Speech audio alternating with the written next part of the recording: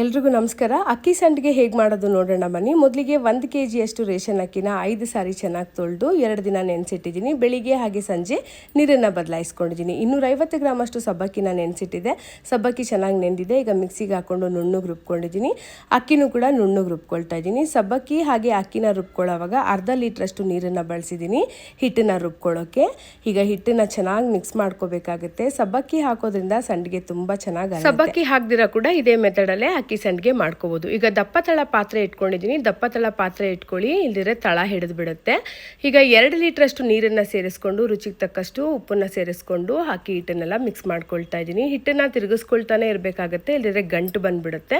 ಹಿಟ್ಟೀಗ ಚೆನ್ನಾಗಿ ಹದಕ್ಕೆ ಬಂದಿದೆ. ಈಗ ಇದಕ್ಕೆ ಕೊನೆಯಲ್ಲಿ ಜೀರಿಗೆ ಹಾಗೆ ಬಿಳಿ ಎಳ್ಳನ್ನು ಸೇರಿಸ್ಕೊಂಡಿದ್ದೀನಿ.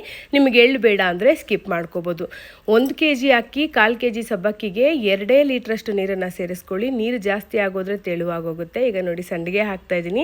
ನಮಗೆ ಬೇಕಾದ ರೀತಿಯಲ್ಲಿ ಚಕ್ಲಿ ಹೊರಳಲ್ಲಿ ಸಂಡಿಗೆ ಹಾಕೋಬಹುದು. ತುಂಬಾ ಚೆನ್ನಾಗಿ ಸಂಡಿಗೆ ಬಂದಿದೆ. 2 ದಿನ ಚೆನ್ನಾಗಿ ಒಣಸ್ಕೊಂಡ್ರೆ ಸಂಡಿಗೆ ರೆಡಿ. ಈಗ ಒಂದೊಂದೇ ಸಂಡಿಗೆನ ಕರಿಯೋಣ. ನೋಡಿ ಸಂಡಿಗೆ ಎಷ್ಟು ಚೆನ್ನಾಗಿ ಬರ್ತಾ ಇದೆ. ತುಂಬಾನೇ ಚೆನ್ನಾಗಿ ಅಳ್ತಾ ಇದೆ. ಅನ್ನ ಸಾರು ರಸಂ ಜೊತೆಗೆ ಸಂಡಿಗೆ ಇದ್ರೆ ಎಷ್ಟು ಚೆನ್ನಾಗಿರುತ್ತಲ್ವಾ. ತಿಂತಾ ಇದ್ರೆ ತಿಂತಾನೆ ಇರ್ಬೇಕು ಅನ್ಸುತ್ತೆ.